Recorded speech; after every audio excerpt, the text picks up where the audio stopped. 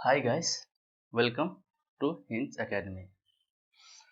सो आज से हम लोग 12th का मैथमेटिक्स का सिलेबस स्टार्ट करने जा रहे हैं।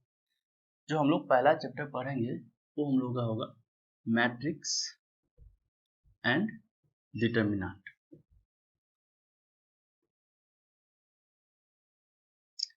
मैट्रिक्स और डिटर्मिनेंट थोड़ा छोटा सा टॉपिक है, इसमें बहुत सारे कुछ थ्योरेटिकल पॉइंट्स हैं जो हम लोग कवर करेंगे, उसके साथ कुछ कुछ क्वेश्चन करेंगे। इस टॉपिक को पढ़ने का जो हम लोग का तरीका होगा, सबसे पहले हम लोग उससे रिलेटेड कुछ थ्योरी देखेंगे और उससे रिलेटेड जो भी एग्जाम्पल हो सकता है वो एग्जाम्पल देखेंगे। सबसे पहले देखते हैं कि मैट्रिक्स हम लोगों की मतलब ऐसा क्या है। मैट्रिक्स क्या है? सिंपल सा भाषा में बोला जाए, मैट्रिक्स किसी चीज का अरेंजमेंट है। सपोज लेट्स मान लेते हैं कोई लड़का है राम, जिसके पास 10 बुक्स है और 6 पेन्स है। राम कोई लड़का है जिसके पास 10 बुक्स है और 6 पेन्स है। इसी तरह श्याम एक लड़का है जिसके पास 15 बुक्स और 7 पेन्स है। इसी तरह एक और कोई लड़का है जिसका नाम मोहन है, जिसके पास है 11 बुक्स एंड 8 पेन्स। ये 3 लड़का है जिसके पास 10 बुक और 6 पेन, 15 बुक, इस तरह से उसके पास बुक्स है। अब इसी चीज को हम बोलते हैं, इस ऑर्डर में ना लिख के हम किसी और ऑर्डर में लिखना चाहते हैं। किसी और ऑर्डर में लिखने का मतलब है कि इस चीज को हम ये ऐसे लिखा हुआ है, हम इसको एक टेबुलर फॉर्म में लिखना चाहते हैं। टेबुलर फॉर्म का कहने का मतलब हम इसको ना टेबुलर फॉर्म में लिखना चाहते हैं। उसके बाद सर टेबुलर फॉर्म का मतलब क्या होता है? टेबुलर फॉर्म का होता है किसी चीज को, जैसे ये चीज है उसको एक टेबल के रूप में लिखना। जैसे कि ये टेबल है, किसी हम लोग चार्ट देखते हैं, किसी रन का चार्ट देखते हैं, एक टेबल के रूप में बना। इसी चीज को हम टेबुलर फॉर्म में लिखना चाहते हैं। इसी चीज को हम टेबुलर फॉर्म में लिखने कैसे लिखें? देखिए, ये जो नाम है, पहले यहाँ हम लोग नाम लिख लेते हैं। नाम क्या है? राम, श्याम और मोहन। इसके पास क्या क्या है? बुक्स है और पेन्स। बुक्स को हम लोग यहाँ लिखते हैं और पेन्स यहाँ लिखते हैं। अब देखिए, राम के पास कितना बुक्स था? 10 बुक्स। पेन कितना था? 6। श्याम के पास कितना बुक था? 15 और पेन्स कितना था? 7। इसी तरह इसके पास 11 और 8 इस तरह था। इस तरह से जो लिखा हुआ है, इसका क्या मतलब है? राम के पास 10 बुक्स है और 6 पेन्स है। सिमिलरली श्याम के पास 15 बुक्स है और 7 पेन्स है। इसी तरह मोहन के पास 11 बुक्स है और 8 पेन्स है। अब इसी चीज को, ये जो बुक्स और पेन्स था, हम लोग इसको एक बॉक्स के अंदर रखना चाहते हैं। इसी चीज को हम लोग एक बॉक्स के अंदर रखना चाहते हैं, इस टाइप से। इसी चीज को, बुक्स और पेन्स को जब हम एक बॉक्स के अंदर रख देंगे, इसी चीज को हम लोग मैट्रिक्स बोलते हैं। इसी चीज का रिप्रेजेंटेशन जो होता है एक मैट्रिक्स होता है। इसी चीज को क्या बोलते हैं हम लोग? मैट्रिक्स। अभी मैट्रिक्स में देखिए, इस मैट्रिक्स में देखते हैं कि क्या क्या हम लोग पॉसिबल है। एक्चुअली बेसिकली हम लोग इसमें जानना चाहते हैं कि रोज क्या होता है, कॉलम्स क्या होता है, और किसको वर्टिकल लाइन बोलते हैं, किसको हॉरिजॉन्टल लाइन, किसको हॉरिजॉन्टल लाइन बोलते हैं और किसी को वर्टिकल लाइन बोलते हैं। देखिए, ये राम जो है 10 और 6, देखिए ये एक लाइन में लाई कर रहा है, एक लाइन के अलॉन्ग। देखिए देखिए 10 और 6 क्या ऐसे लाई कर रहा है। इसी तरह 15 और 7 एक लाइन में लाई कर रहा है। 11 और 8 एक लाइन में लाई कर रहा है। ये 10 और 6 जो एक लाइन में लाई कर रहा है, ऐसे समझ, ये 10 और 6 जो एक लाइन में लाई कर रहा है, इसको हम लोग हॉरिजॉन्टल लाइंस बोलते हैं। इस तरह 15 और 7 एक लाइन में लाई कर, इसको हम लोग वर्टिकल हॉरिजॉन्टल लाइंस बोलते हैं। इसी तरह 11 और क्या है? हॉरिजॉन्टल लाइंस है। मतलब 10 और 6 क्या है? एक हॉरिजॉन्टली लाई कर रहा है, हॉरिजॉन्टली लाई कर रहा है। मतलब 10 और 6 एक क्या है? हॉरिजॉन्टली लाई कर रहा है। हॉरिजॉन्टल लाइंस को हम लोग रो बोलते हैं। हॉरिजॉन्टल लाइन को हम लोग रो बोलते हैं। इसी तरह ये भी हॉरिजॉन्टल लाइन है 15 और 7, इसको भी हम लोग क्या बोलेंगे? रो। इसी तरह 11 और 8 ये भी एक हॉरिजॉन्टल लाइन है, इसको हम लोग क्या बोलेंगे? रो। ये सब हॉरिजॉन्टली था। ये सब क्या है? हॉरिजॉन्टली कैसे पहचानेंगे? ऐसे आप जैसे कि मैट्रिक्स ऐसे खड़े हो जाए, इस हाथ के अलोंग देखिए कौन कौन सा एलिमेंट्स लाई कर रहा है, वो हॉरिजॉन्टली लाई करेगा। अब एक और चीज देखते हैं, हॉरिजॉन्टली समझिए, अब वर्टिकल का समझने का कोशिश करिए। देखिए इस तरह 10 और 6 एक लाइन में लाई कर रहा था, उसी तरह 10, 15, 11 एक लाइन के अलोंग लाई कर रहा है, उसी तरह 6, 7, 8 एक लाइन के अलोंग लाई कर रहा है। 10 और 6 इस तरह से था, उसको हम लोग हॉरिजॉन्टल लाइन बोलते हैं। और 10, 15, 11 एक कॉलमन टाइप से ना, एक लग रहा है कि एक लकीर को खड़ा किया हुआ है, इसको हम लोग वर्टिकल लाइन बोलते हैं। इसको हम लोग वर्टिकल बोलते हैं। इसी तरह ये भी क्या हो जाएगा? वर्टिकल। ये भी वर्टिकल लाइन हो जाएगा। जिस तरह हम लोग हॉरिजॉन्टल लाइंस को रो बोले हैं, इसलिए इसी तरह हम लोग वर्टिकल लाइंस को कॉलमन्स बोलते हैं। इसको कॉलमन्स बोलते हैं। अभी नोट कुछ नहीं करना है, हम लोग ये एग्जाम्पल के तौर पर समझ रहे हैं। उसके बाद हम लोग एक अच्छे से लिखेंगे कि मैट्रिक्स क्या होता है, मैट्रिक्स का एलिमेंट्स क्या होता है, रोज क्या होता है, कॉलम्स का है हम लोग प्रॉपर डिफरेंस। इस चीज को नोट नहीं किया, जस्ट समझने के लिए हम बता रहे हैं आपको। समझ गए? देखिए जैसे कि ये ऐसा मानिए कि 3 बुक्स को हमने ऐसे रखा है, एक बुक ऐसे रखा है, एक बुक ऐसे रखा है, एक बुक ऐसे रखा है। इसी तरह समझिए कि 10 और 6 पहला बुक है, 15 और 7 एक बुक दूसरा बुक पे रखा है, 11 8 एक बुक के ऊपर बुक रखा है, 3 बुक रखा है। अब जैसे कि बुक रखा है 1 2 3 ऊपर से, यदि हम ऊपर से काउंट करेंगे तो ऊपर वाला बुक को क्या नाम देंगे? ये 1 नंबर का, 2 नंबर का, 3 नंबर का। यदि हम लोग नीचे से काउंट करेंगे तो नीचे वाला को 1 बोलेंगे, मिडिल वाला को 2, ऊपर वाला को 3 बोलेंगे। हम इसी चीज को ऊपर से काउंट करना चाहते हैं। इसी चीज को 10 और 6 को हम लोग ऊपर से काउंट करें। जब हम ऊपर से काउंट करेंगे तो ये क्या कहलाएगा? पहला हॉरिजॉन्टल लाइन। उसके नीचे जाएंगे तो दूसरा हॉरिजॉन्टल लाइन, फिर उसके नीचे जाएंगे तो तीसरा हॉरिजॉन्टल लाइन। पहला हॉरिजॉन्टल, इतना तो पता है कि हॉरिजॉन्टल लाइन को हम लोग क्या बोलते हैं? रो। ये पहला हॉरिजॉन्टल लाइन है, इसलिए हम इसको नाम दे देते हैं कि ये इसको हम फर्स्ट रो बोलते हैं। ये पहला हॉरिजॉन्टल लाइन था, इसको हम लोग फर्स्ट रो बोलते हैं। इसी तरह ये 15 और 7 क्या है? दूसरा हॉरिजॉन्टल लाइन है। हॉरिजॉन्टल लाइन को क्या बोलते हैं? रो। चूंकि ये दूसरा हॉरिजॉन्टल लाइन है, इसको हम जस्ट नाम दे देते हैं कि ये इसको सेकेंड रो बोलते हैं। इसी तरह तीसरा क्या कहलाएगा? Third row. समझ गए? अब देखिए वर्टिकल लाइंस के लिए, वर्टिकल लाइंस को हम लोग कॉलमन्स बोलते हैं। अब हम लोग लेफ्ट टू राइट काउंट कर रहे हैं। लेफ्ट को हम लोग पहला बोल रहे हैं, राइट को हम लोग दूसरा बोल रहे हैं। पहला लाइन को, पहला वर्टिकल लाइन से, इसको हम लोग फर्स्ट कॉलमन बोलते हैं। इसको हम लोग क्या बोलेंगे? वर्टिकल लाइन से कॉलमन्स कहलाएगा। क्या है? इधर से काउंट करने हैं, लेफ्ट से राइट, इसको हम लोग फर्स्ट कॉलमन बोलेंगे। ठीक है, इसको फर्स्ट कॉलमन। अब राइट गए तो ये सेकेंड है, इसको हम लोग सेकेंड कॉलमन बोलेंगे। रो और कॉलमन की बात आप लोगों को शायद समझ में आ गए। अब हम लोग देखते हैं सर मैट्रिक्स का जब डेफिनेशन देना होगा तो हम लोग किस तरह से डेफिनेशन देंगे। देखिए फिर से देखिए, ये 10 और 6, 15 और 7, 11, 8 क्या था? यहाँ बुक्स था और पेन्स था। इस बॉक्स के अंदर जो भी चीज लिखी थी वो क्या था? बुक्स था, पेन था। हम बोल रहे हैं कि यहाँ बुक्स और पेन्स ना होकर कोई और चीज भी हो सकता है। कोई और चीज होने का मतलब क्या है? कोई भी कॉपी, चॉकलेट, बिस्किट या कुछ भी, ऐसा कुछ भी हम लोग रख सकते हैं जिसको एक बॉक्स के अंदर रखेंगे तो उसको हम लोग मैट्रिक्स बोलेंगे। ये बॉक्स के अंदर जो चीज रखी हुई है, ये बॉक्स जो है इसके अंदर जो चीज रखी हुई है उसको हम लोग एक नाम देते हैं।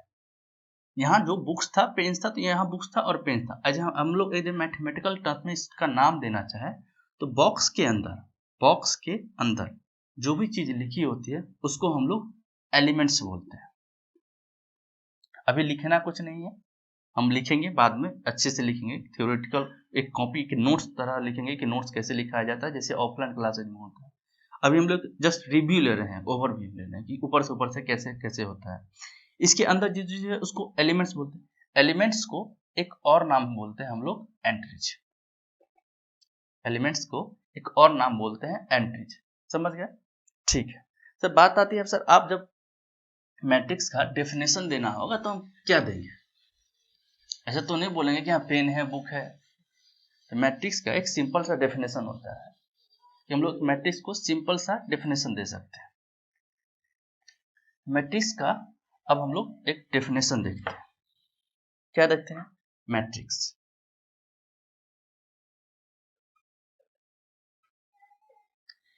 यहाँ देखिए बुक्स था, हम लोग क्या कर रहे हैं? हम बोले कि 3 बुक्स था, 1 2 3 बुक लोग हम लोग लाट में लगाए थे। हम बोले कि पहला को ऊपर रखे, दूसरा को नीचे रखे, या तीसरा को नीचे रखे, या दूसरा को ऊपर रखे, बात तो बराबर होगा। तो मैट्रिक्स कुछ नहीं है, मैट्रिक्स सिर्फ एक अरेंजमेंट है, किसी चीज को एक ऑर्डर में रखना और उसका अरेंज सही तरीके से करना, ये मैट्रिक्स कहलाता है। वहां हम लोग बुक्स का अरेंजमेंट कर रहे थे, यहाँ हम लोग क्या अरेंजमेंट करना है? इसके अंदर जो चीज है, इसके अंदर जो चीज है। तो मैट्रिक्स एक सिंपल सा डेफिनेशन हम लोग देना चाहते हैं, क्या बोलते हैं? ए matrix is an ordered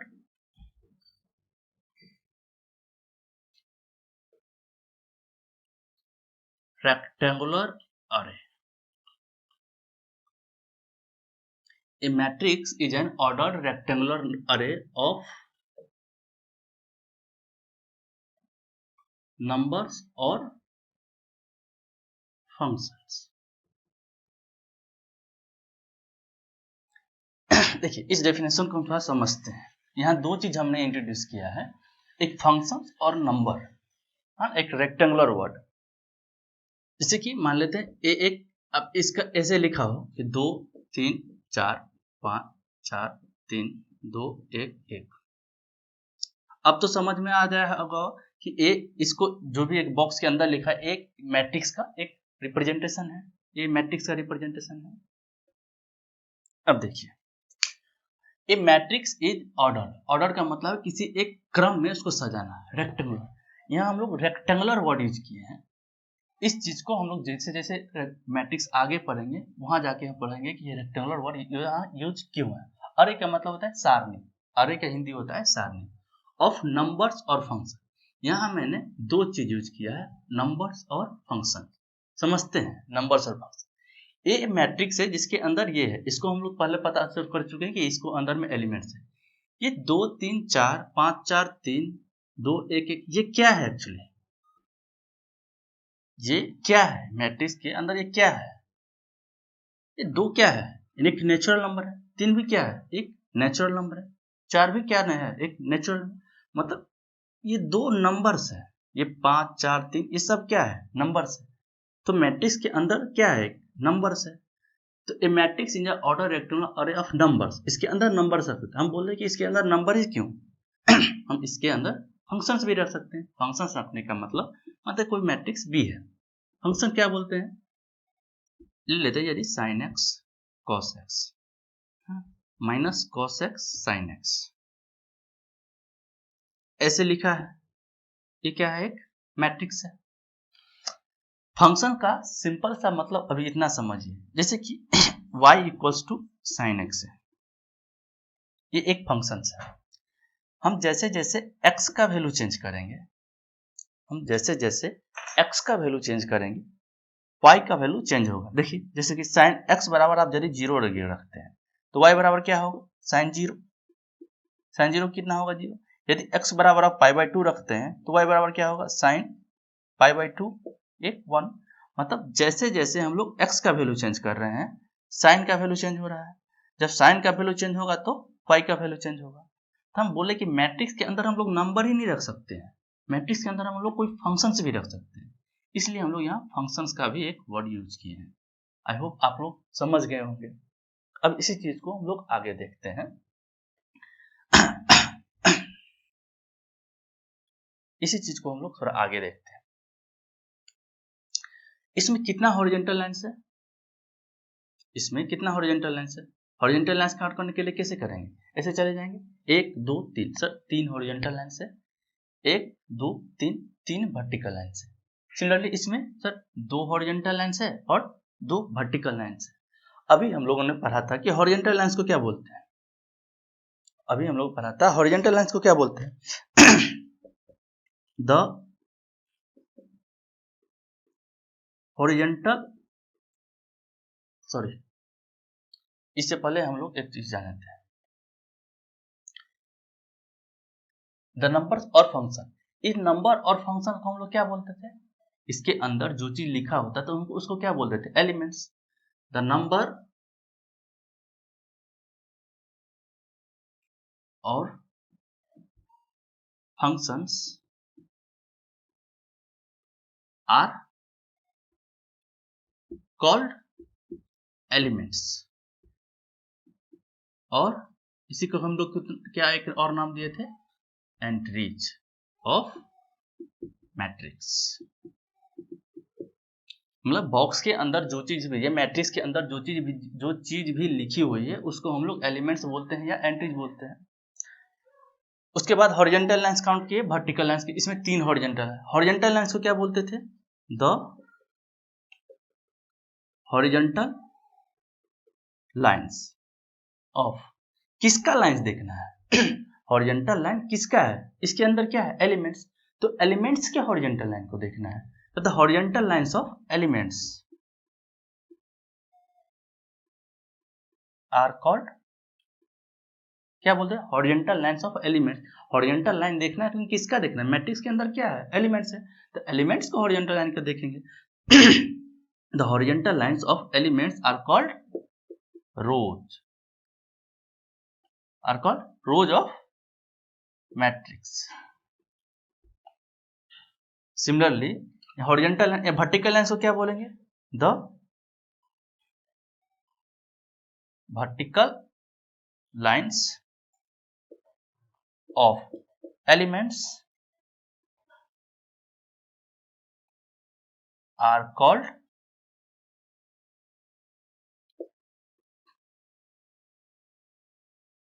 columns of matrix. The horizontal lines of elements are called rows of the matrix and the vertical lines of elements are called columns of the matrix, right? Okay.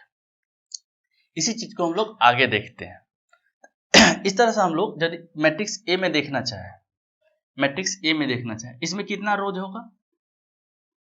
Sir रोज निकालना है तो horizontal lines count करें, कितना horizontal lines है? 1 2 3, 3 horizontal lines है, मतलब 3 रो होगा। इसमें कॉलम्स कितना होगा? कॉलम्स निकालने के लिए हम लोग क्या करेंगे? वर्टिकल लाइन काउंट करेंगे। वर्टिकल लाइन हम काउंट करें 1 2 3, वर्टिकल लाइन कितना हो गया? 3। सिमिलरली इसमें कितना होगा? रोज, रोज इसमें कितना होगा? 2। कॉलम्स इसमें भी 2 होगा। समझ गए? अब इसी चीज को हम लोग थोड़ा अब आगे पढ़ते हैं। एक वर्ड आता है ऑर्डर ऑफ मैट्रिक्स। एक वर्ड आता है ऑर्डर ऑफ मैट्रिक्स। तो नेक्स्ट टॉपिक डालिए order of matrix. Order of matrix या उसी का एक और नाम होता है साइज ऑफ मैट्रिक्स। साइज और ऑर्डर ऑफ मैट्रिक्स। देखिए साइज और ऑर्डर ऑफ मैट्रिक्स। सपोज ये हमने जैसे एग्जांपल लिया था, मात्र 2 1 3, कोई भी एक जनरली हम लोग एग्जांपल ले रहे हैं 2 1 5 4 6 3 2 1। इसमें सबसे पहले बताइए रो कितना है? रोज कितना है? 3। रोज कैसे काउंट करेंगे? हॉरिजॉन्टल लाइंस काउंट कर लेंगे। कॉलम्स कितना है? कॉलम्स 3।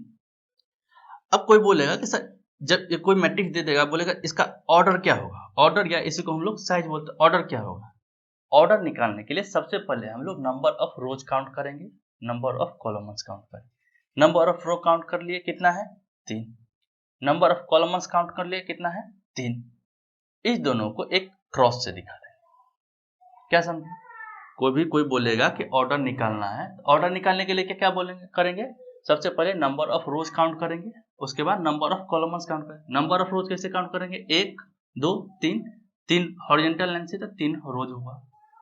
1 2 3, 3 वर्टिकल लाइन से तो कॉलम्स 3 हुआ। हॉरिजॉन्टल लाइंस को पहले लिखेंगे, यानी कि रो को पहले लिखेंगे, उसके बाद कॉलम्स करेंगे और दोनों को एक दूसरे से क्रॉस से दिखा दें। इस क्रॉस से दिखाने के बाद इसको हम लोग 9 नहीं कर देंगे, इस सिंपल सा इसको हम लोग कैसे पढ़ते हैं 3 क्रॉस 3। 3 क्रॉस 3 कैसे भी लिखा हो तो पहले जो लिखा होता है, पहले जो चीज लिखा था वो हम लोगों को नंबर ऑफ रोज डिनोट करता है, मतलब ये हम लोगों को नंबर ऑफ रोज डिनोट कर, और जो बाद में लिखा होता है वो हम लोगों को कॉलम्स डिनोट करता है। मतलब हम लोगों को एक ऑर्डर दे दिया है 3 क्रॉस 3, जैसे को एग्जांपल में लिख दिया कि ए एक मैट्रिक्स है जिसका ऑर्डर 3 क्रॉस 3 है। इससे हम लोग क्या समझेंगे कि ए एक मैट्रिक्स है जिसका ऑर्डर 3 क्रॉस 3 है, मतलब इसमें 3 रोज होंगे, 3 रोज होंगे, और दूसरा हम लोग क्या बताता है 3 कॉलम्स होंगे। 3 रो होंगे मतलब 3 हॉरिजॉन्टल लाइन होंगे, मतलब 3 ऐसे हॉरिजॉन्टल लाइन बनेंगे और 3 वर्टिकल लाइंस बनेंगे। सिमिलरली ऐसे कोई बोल दे कि 4 क्रॉस 3 एक मैट्रिक्स है, ये मैट्रिक्स का ऑर्डर ऐसे कोई लिखा रहा है A is a matrix of 4 cross 3। इससे हम लोग को क्या समझ में आएगा कि ए एक मैट्रिक्स है जिसका ऑर्डर 4 क्रॉस 3 है। ऑर्डर 4 क्रॉस 3 है कहने का मतलब क्या सर, इसमें 4 रोज होंगे और 3 कॉलम्स होंगे, 4 रो होंगे और 3 कॉलम्स होंगे, समझ गए? ओके। तो हम लोग ऑर्डर का अब मैं एक जनरल डेफिनेशन देना होगा, तो कैसे देंगे? एक ऑर्डर का जनरल डेफिनेशन है, हम लोग यहाँ 3 रोज था 3 कॉलम था, तो 3 और 3 को एक क्रॉस से दिखा दिए और उसको ऑर्डर बोल दिए। हम बोलते हैं इन जनरल लिखना होगा, लेट हम मान लेते हैं कि let matrix has m rows and n columns, then order of matrix equals to क्या लिखेंगे, यहाँ 3 रोज था 3 कॉलम था, 3 क्रॉस 3 लिखे, यहाँ कितना रोज है m रोज है, तो रो को हम लोग पहले लिखते हैं, उसको फिर एक क्रॉस से दिखा के उसके बाद क्या लिखते हैं कॉलम। ये हम लोग का जनरल ऑर्डर हो गया कि ऑर्डर लिखाना तो m क्रॉस पहला हम लोग को क्या डिनोट करेगा, ये रो डिनोट करेगा, ये कॉलम डिनोट करेगा, समझ गए? ठीक है। अब हम एक और चीज देखते हैं, इसमें क्या है, ए एक मैट्रिक्स है, ए एक मैट्रिक्स है जिसका ऑर्डर एक है। देखिए इस चीज को एक लिखने का और तरीका हो सकता है, कहीं भी ऐसा कुछ लिखा रहे, ये ऐसे दे देगा और इसके बगल में 3 क्रॉस 3 दिया, इसका सिंपल सा कहने का मतलब है ए एक मैट्रिक्स है जिसका ऑर्डर 3 क्रॉस 3 है। ऑर्डर 3 क्रॉस 3 कहने का मतलब क्या, 3 रो है 3 कॉलम है, या इसी चीज को वो ऐसे भी लिख सकता है 3 क्रॉस 3, ऐसे लिख दिया कहीं भी तो वो बोल देगा कि एक मैट्रिक्स है। इसका मतलब हम लोग को खुद समझना चाहिए कि ए 3 क्रॉस 3 है, एक मैट्रिक्स है जिसका ऑर्डर 3 क्रॉस 3 है। 3 क्रॉस 3 कहने का मतलब 3 रोज है 3 कॉलम है। इसी तरह ऐसे कोई लिख देगा कि ए 2 क्रॉस 4 है, तो 2 रोज है 4 कॉलम। ये आप लोग समझ गए।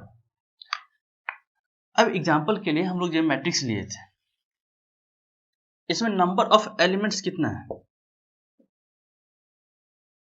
इसमें नंबर ऑफ एलिमेंट्स कितना है, नंबर कितना नंबर एलिमेंट्स, एलिमेंट्स की संख्या कितनी है 1 2 3 4 5 6 7 8 9, मतलब 9 एलिमेंट्स है। अब इसका ऑर्डर कितना है, ऑर्डर कितना है 3 क्रॉस 3। एक और कोई मैट्रिक्स लेते हैं 2 1 4 2। ये मैट्रिक्स को हम लोग इस चीज से भी डिनोट करते हैं। मैट्रिक्स को तो हम लोग ऐसे दिखाते भी है, मैट्रिक्स को 2 तरह से डिनोट किया जाता है, ऐसे और एक छोटे ब्रैकेट से। इसमें नंबर ऑफ एलिमेंट्स कितना है,